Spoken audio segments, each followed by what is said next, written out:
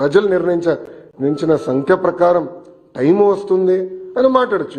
ఎవరు మాట్లాడొద్దన్నారు? ప్రతి సభ్యుడికి స్పీకర్ గారు మైక్ ఇస్తున్నారు, డిప్యూటీ స్పీకర్ గారు మైక్ ఇస్తున్నారు.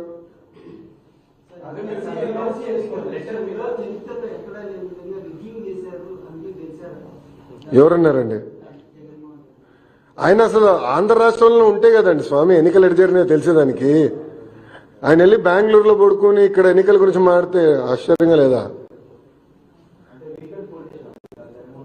అన్న? ఆయన పొలిటీషియనా? నేను అడుగుతున్నా. ఇప్పుడు నేను కూడా పాదయాత్ర చేశాను సార్. పాదయాత్ర చేసిన తర్వాత నిరంతరం ప్రజల్లో ఉండాలని కోరుకుంటా, ఆర్నిసలు కలుస్తా. ఆయన్ని కలవకుండా అంటే 5 సంవత్సరాల్లో దాదాపు 20 మంది శాసనసభ్యులు ఆయన కలవలేకపోయారు. గుర్తుపెట్టుకోండి. ప్రతిపక్షానికి వచ్చిన తర్వాత కూడా ఇప్పటికీ 8-9 నెలలు అయింది. ఆయన సొంత కార్యకర్తలు కలవట్లేదండి. మళ్ళీ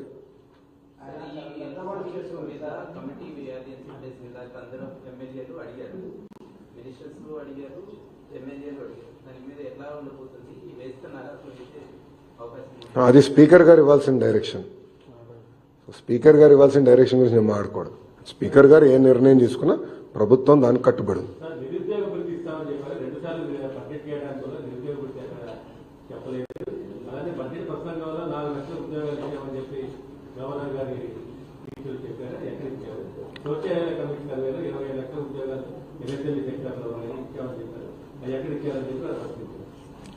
చాలా స్పష్టంగా నేను చెప్పింది మొదటి హామీ 20 లక్షల ఉద్యోగాలు కల్పిస్తాం అనేది మన ప్రభుత్వం అధికారంలో రాకుండా ముందు ఇచ్చిన హామీ.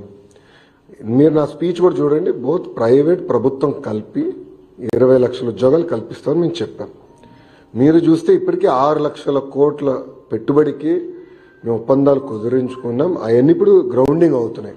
తద్వారా 4 లక్షల మంది యువతకి ఉద్యోగాలు కల్పిస్తామని మేము చెప్పాము. అది స్పీచ్లో ఉంది. మొన్న కూడా కౌన్సిల్లో నేను చూపించానండి. ఇప్పుడు ఒక సూటిగాని ప్రశ్నిస్తున్నా, 5 సంవత్సరాల్లో మీరు తీసుకొచ్చిన కంపెనీలు ఎన్ని? ఆయనే సమాధానం చెప్పమనండి. ఎంతమందికి ఆయన ఉద్యోగాలు కల్పించాడు? ఆయనే సమాధానం చెప్పమనండి. ఎందుకు ఈ గోలంతా? చెప్పుకునే స్థాయి ఒక్క కంపెనీ తీసుకొచ్చాడు ఆయన? ఎక్కడ స్వామి 40 లక్షల మందికి ఉద్యోగాలు కల్పిస్తే అసలు నిరుద్యోగుల సమస్య ఎందుకుంటుంది? ఎక్కడ కల్పించాడు? ఎవరు కల్పించాడు? ఆయన బ్రేక్ డౌన్ ఇమ్మని చెప్పండి. అది చెప్పకుండా గాలికి వచ్చే లెక్కలు చెప్తే ఎట్లండి?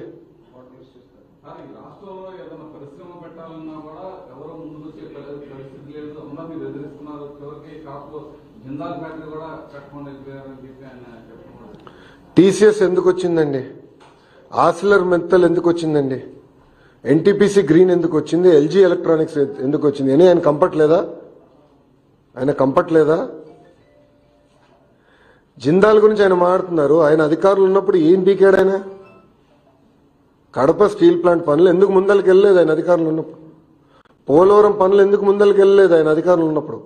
అమరావతి పనులు ఎందుకు ఆపేశాడు ఆయన అధికారులు ఉన్నప్పుడు? దానికి స్పష్టంగా సమాధానం చెప్పమనండి.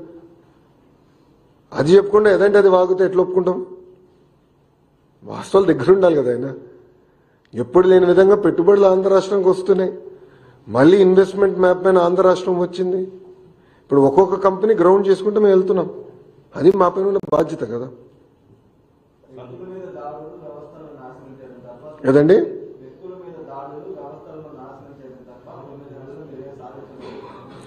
ఏ వ్యవస్థను నాశనం చేశాం మేము? సూటిగా జగన్మోహన్ రెడ్డి గారిని ప్రశ్నిస్తున్నా. ఏ వ్యక్తి పైన మేము దాడి చేశాం? జగన్మోహన్ రెడ్డి గారు ఈరోజు ఆంధ్ర రాష్ట్రంలో ఎక్కడికంటే అక్కడ తిరుగుతున్నాడు కదా. ఇప్పుడు 2-3 సార్లు బయటకు వచ్చారు, ప్రశాంతంగా వెళ్తున్నారు కదా.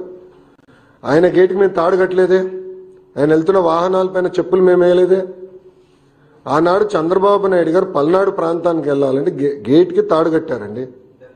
అంతేకాకుండా ఏకంగా అమరావతి సందర్శించేదానికి మేమందరం బస్సులో వెళ్తుంటే వైకాపా కార్యకర్త చెప్పు ఆ బస్ పైన ఇసిరేశాడు.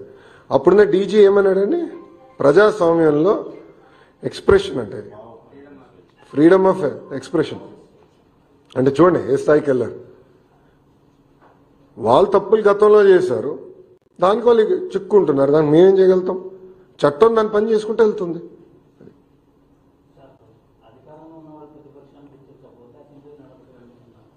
ప్రతిపక్ష